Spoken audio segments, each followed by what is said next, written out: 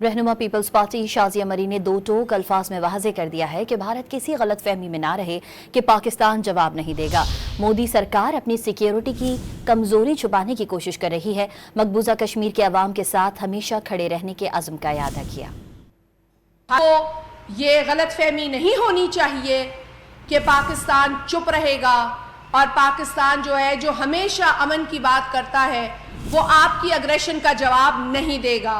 वो बिल्कुल आपकी अग्रेशन का जवाब देगा, डंके की चोट पे देगा। 7 लाख फौज मोदी सरकार ने मकबूजा जम्मू कश्मीर में बिठा रखी है।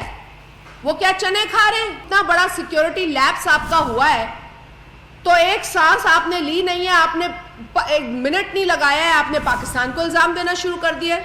ये 24 करोड़ आवाम चुप नहीं रहेगी। भारत अपने एडवेंचर्स अपने पास रखे।